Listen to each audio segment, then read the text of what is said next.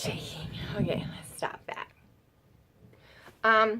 It's been a while since I posted a video, probably because it's been a while since I made a video, because it's been a while since my room has been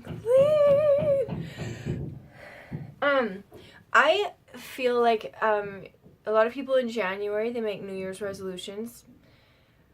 I'm too jaded for that such thing to be a thing that I need to do ever again, because I already know what I'm going to do with them. But some people out there still make them, because they're all like, this is the year I'm going to be the sexiest. This is the year I'm going to be the best, you know? Like, he's the best. Like, Ramses is the best. So there's days that happens because people think that they can be the best, which is great. All of you young people with dreams, just keep those going. I'm over them. But I'm still happy as like a human being because I'm having a super good hair day.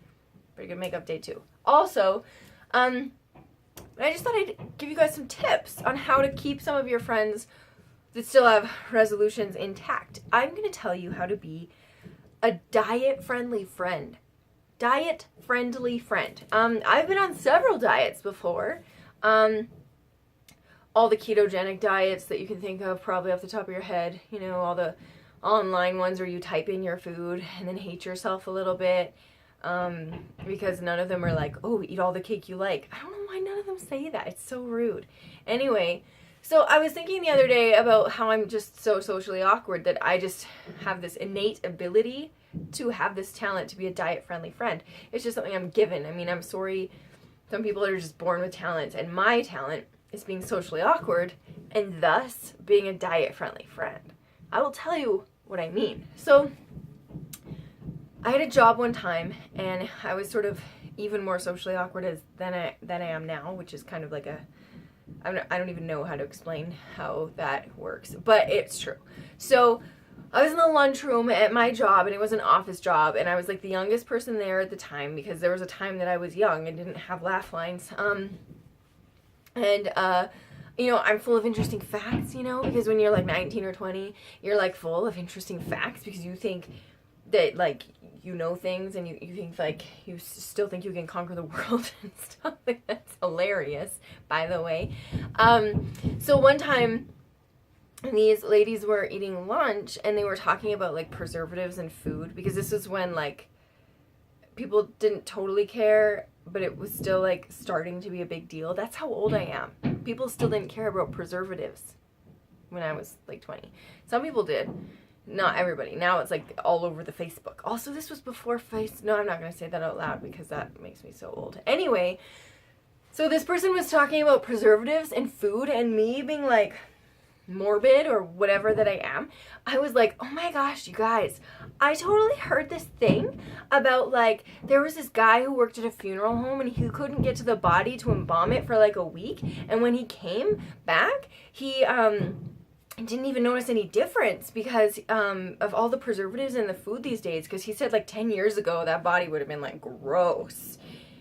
And I look back on this memory now, and I remember like people putting down their food and like just feeling like lunch was over even though they just got there. And I don't know if they stared at me weird or not, because my hair wasn't as awesome then, so they wouldn't have had anything to look at, you know, that was good. So all you have to do to be a diet-friendly friend is every time your friend goes to like eat something, say something that grosses them out. You know, I'd stay away from topics like ex-boyfriends, because that just will make them kind of want to eat their feelings or something. And, you know, you want to be a bit careful because, you don't want to hurt their feelings. So you got to know your friend at least. But if you just start being the food police to your friends, we hate that.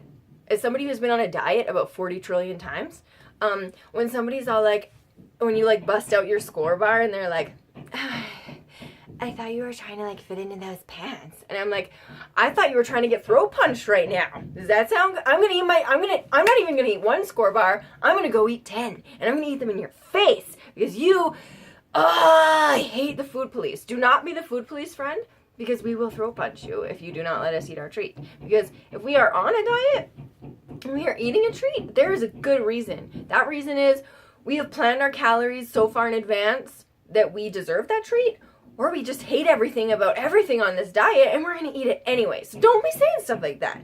That is not a diet-friendly friend. Telling a diet-friendly friend not to eat something that they shouldn't be eating is just, you're either going to get punched somewhere in your body or, like, thrown a serious shade or just, like, never talk to again. Like, I will stop texting you back. If you, like, start fooding me like that, I'll be like, thanks for telling me to eat cucumbers all the time, biatch, but I hate you. I hate you so much, right? So you got to do it different ways by possibly being socially awkward. So, for example, I could be busting out some of my box cake as seen in a previous video, and you could just be like, oh my gosh, I totally heard about this story where this lady opened a box of those and there was like a pile of roaches in them. I don't remember where because it was like a friend of mine, but usually the idea of bugs in food is disgusting enough to make somebody not like it. Or you could be like, oh my gosh, do you know what I heard? Like, I heard that there was like this outbreak of like maggots that like infested an entire like potato chip factory. You could say something like that, and then we'd be like, oh, I definitely don't want potato chips anymore. Or you could be like, oh my gosh, my friend, she had this other friend, and something in like the starches of her whatever like reacted with the like natural bacterias in her body, and then her stomach like expanded to like, but I don't know, that might be a little extreme because you got to be able to Google this stuff and it has to be like somewhat real.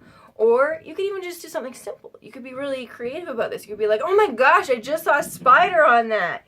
How many friends of yours like spiders? I can honestly tell you, unless you have like a super strange group of pals, most of your friends are going to be totally put off by the idea of anything with any legs at all being on their food. Me, I get really grossed out about flies. I hate them. Those guys are gross. They barf on everything. That is gross. I don't eat barf food. I don't eat fly barf food. This is why picnics are kind of a good idea romantically, but a bad idea foodly. Food-wise.